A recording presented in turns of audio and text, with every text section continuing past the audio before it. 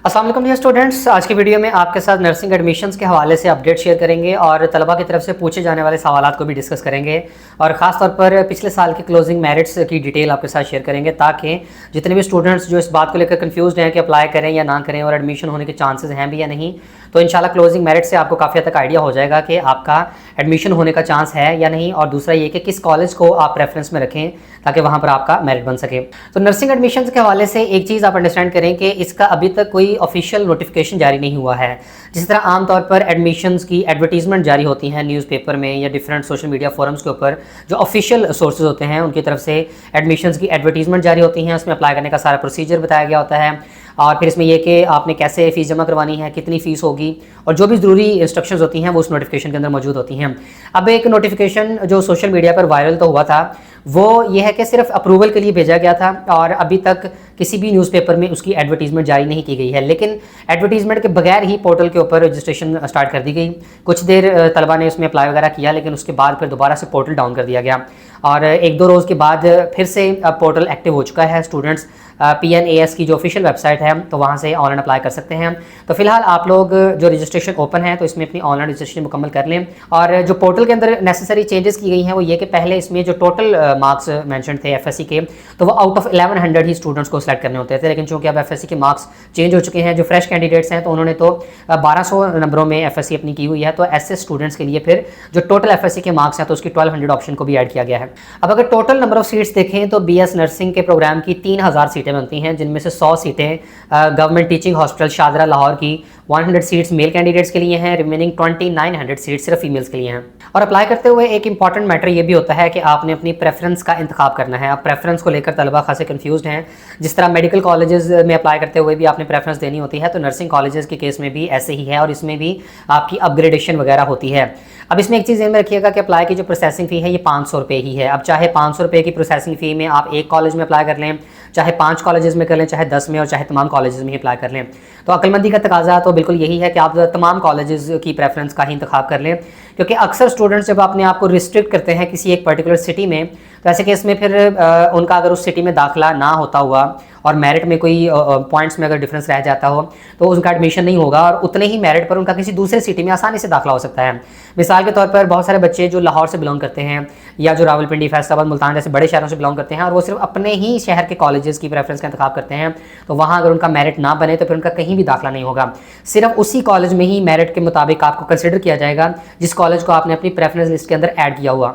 तो लाहौर के कॉलेजेस ज़ाहिर है ये टॉप के नर्सिंग कॉलेजेस हैं, यहाँ की आबादी भी सबसे ज़्यादा है तो इनके मेरिट भी सबसे ज़्यादा होते हैं। तो अगर आपके नंबर इतने खास नहीं हैं तो आप दूसरे निस्बतन जो छोटे शहरों के कॉलेजेस हैं तो उनको प्रेफरेंस लिस्ट में लाजमी ऐड करें और वहाँ पर आपका एडमिशन होने के ज़्यादा चांसेस होते हैं। चाहे छोटे शहर में ही सही, लेकिन कम से कम आपका दाखिला ज़रूर होगा, आप फ्री में पढ़ेंगे, आपको माहाना स्टाइपेंड मिलेगा और आप डिग्री मुकम्मल करने के बाद इंशाल्लाह एक ज़बरदस्त सरकारी नौकरी हासिल करने में कामयाब होंगे। इसके अलावा प्रेफरेंस लिस्ट के हवाले से एक मेन पॉइंट आप अंडरस्टैंड कीजिएगा कि जो प्रेफरेंस लिस्ट आपने दी होती है उसके मुताबिक आपकी अपग्रेडेशन होती है। मैं सिंपल मिसाल के साथ आपको समझाने की कोशिश करता हूँ कि अगर एक स्टूडेंट ने फॉर एग्जांपल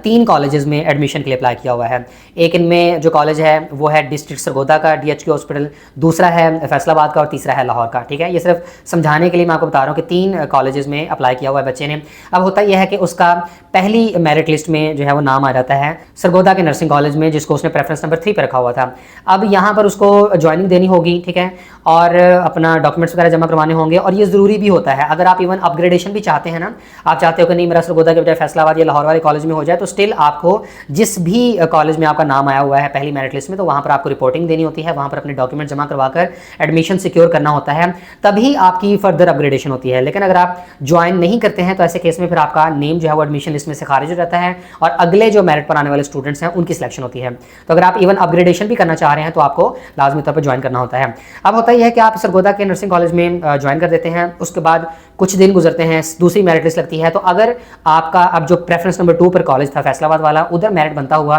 तो आपकी अपग्रेडेशन हो जाएगी। अब आपको सरगोदा से फैसलाबाद मूव करना होगा, फैसलाबाद में आकर आपने ज्वाइनिंग देनी है। अब ये होता है कि जी फैसलाबाद में आप ज्वाइन कर लेते हो, मीनवाइल क्लासेस स्टार्ट हो जाती हैं और आप यहाँ पर एडजस्ट हो जाते हो, फिर फर्दर मेरिट लिस्ट लगती है और अब आपकी जो है वो अपग्रेडेशन हो जाती है लाहौर में। अब आप कहते हो नहीं मेरा तो फैसलाबाद में ही जो है वो एडजस्टमेंट हो गई थी, यहाँ मेरा दिल लग गया है, अच्छा कॉलेज है और इधर क्लासेस भी स्टार्ट हो गई हैं, तो मैं अब मूव नहीं करना चाह रहा। तो ये आपको लाजमी तौर पर मूव करना पड़ता है। अपग्रेडेशन का ये रूल होता है कि अगर आपकी अपग्रेडेशन होती है तो आपको लाजमी तौर पर नेक्स्ट कॉलेज में जाना पड़ता है। अब आपको फैसलाबाद से लाहौर जाना पड़ेगा। अब प्रेफरेंस में आपने ये चीज़ खास तौर पर देखनी होती है कि किस कॉलेज को आपने नंबर 1 पे रखना है, किसको 2 पे रखना है, किसको 3 पे रखना है, क्योंकि अपग्रेडेशन तो हो सकती है, डाउनग्रेडेशन नहीं हो सकती। और इस वक्त तलबा की तरफ से जो सबसे ज़्यादा पूछे जाने वाले सवालात हैं नर्सिंग एडमिशन्स को लेकर, तो उसमें मेनली तो हैं पोर्टल से रिलेटेड कि जी पोर्टल ओपन नहीं हो रहा, मेरा अप्लाई नहीं हो रहा, इसमें ये एरर्स आ रहे हैं, ये मसला आ रहा है। तो देखिए इसमें 2 चीज़ों का आपने ख्याल रखना है कि पहला आपने मोबाइल के थ्रू अप्लाई नहीं करना, बल्कि आप लैपटॉप और कंप्यूटर वगैरह के थ्रू ही अप्लाई करें। दूसरी बात यह है कि पोर्टल 1-2 दिनों के लिए डाउन हुआ था, उसमें कुछ नेसेसरी चेंजेस वगैरह होने वाली थी, वो उन्होंने की हैं,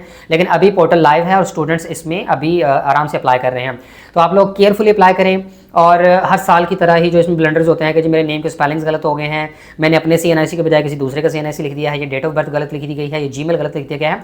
आप लोग बिल्कुल एहतियात से, तसल्ली से, आराम से बैठकर अप्लाई करें। कोई किसी किस्म की जल्दबाजी नहीं होती, कोई उन्होंने टाइम नहीं रखा होता कि आपने 5 मिनट के अंदर अंदर जो है अपना सारा फॉर्म फिल करना है। आप बेशक आधा घंटा लगाएं, लेकिन गलती ना करें। गलती करने से फिर आपको बड़ी परेशानी होती है। आप अगर उसकी करेक्शन करवाने निकल पड़ेंगे ना, तो फिर आपको ख्वारी के अलावा कुछ नहीं मिलेगा, क्योंकि ये सिस्टम इस तरह का होता है कि आपने जब एक मरतबा अप्लाई कर दिया, ऑनलाइन आपने एप्लीकेशन सबमिट कर दी, दोबारा से आप उसमें कोई एडिटिंग नहीं कर सकते हो, आपने उसके अंदर करेक्शंस करवानी है, तो आप किसके पास जाओगे? तो खज्जल ख्वारी होती है। बेहतर ये है कि आप तसल्ली से सुकून से अप्लाई करें और एक एक स्पेलिंग्स को बार बार आप क्रॉस चेक कर लें। जो भी आपने इन्फॉर्मेशन देनी है, CNIC नंबर है, मोबाइल नंबर है, जीमेल आईडी है, या अपनी प्रेफरेंसेस वगैरह भी हैं, तो बिल्कुल एहतियात से, तसल्ली से अप्लाई करें। अभी भी काफ़ी दिन पड़े हैं, 23 दिसंबर डेडलाइन है अप्लाई करने की, तो जल्दबाजी का मुजाहरा मत कीजिएगा। और दूसरा, इसमें जो स्टूडेंट्स ज़्यादा इस बात को लेकर कंसर्न है कि जी मेरा एडमिशन होगा या नहीं होगा, मैं किस कॉलेज को प्रेफरेंस में रखूँ, किस कॉलेज में अप्लाई करूँ तो वहाँ मेरा एडमिशन हो सकता है। से अभी मैं पिछले सालों के जो नर्सिंग कॉलेजेस के एडमिशन हुए थे उनके मेरिट्स से मतलब आपको इन्फॉर्म कर देता हूँ। ये एक रफ एस्टिमेट के लिए होता है ताकि स्टूडेंट्स को अंदाज़ा हो जाए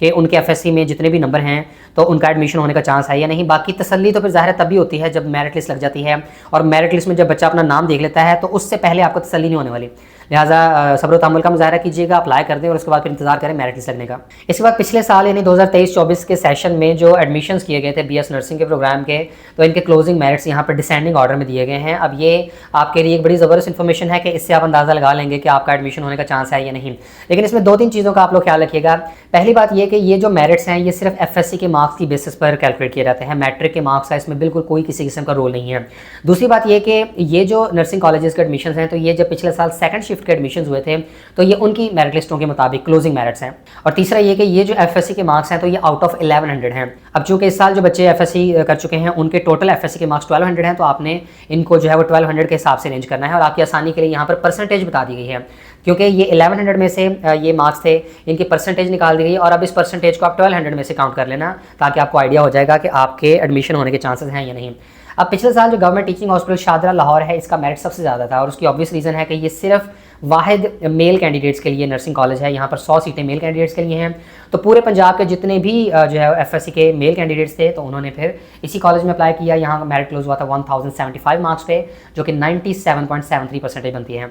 इसके बाद जो गर्ल्स के नर्सिंग कॉलेजेस हैं तो इनमें टॉप ऑफ द लिस्ट है जी किंग एडवर्ड मेडिकल यूनिवर्सिटी के साथ जो म्यू हॉस्पिटल है उनका कॉलेज ऑफ नर्सिंग, और यहाँ मेरिट क्लोज हुआ था 967 मार्क्स पे, जो कि FSC की परसेंटेज बनती है 87.91%। इसके बाद निश्तर हॉस्पिटल मुल्तान में 966 पे मेरिट क्लोज हुआ था, सर गंगाराम हॉस्पिटल लाहौर का 951 पे, बहावलपुर विक्टोरिया हॉस्पिटल का 950 पे, DHQ हॉस्पिटल लिया 949 पे, DHQ हॉस्पिटल मुजफ्फरगढ़ का 949, लाहौर जनरल हॉस्पिटल लाहौर का 948, DHQ हॉस्पिटल DG खान का 948, DHQ हॉस्पिटल लोधना का 947, अलाइड हॉस्पिटल फैसलाबाद का 946, जिना हॉस्पिटल लाहौर का 946, DHQ विहाड़ी का 946, DHQ खानेवाल का 945, शेखजाद हॉस्पिटल रहीम यार खान का 943, DHQ हॉस्पिटल राजनपुर का 943, इसके बाद DHQ हॉस्पिटल झंग और बहावल नगर का 942, DHQ साहिवाल 941, DHQ भक्कर का 940, DHQ Faisalabad 939, services hospital Lahore का 939, DHQ सरगोदा उकाड़ा नारोवाल, इसके अलावा चिल्ड्रन हॉस्पिटल लाहौर और DHQ पाकपतन का मेरिट था 938। इसके बाद Benazir Bhutto hospital Rawalpindi 937, holy family hospital Rawalpindi का 936,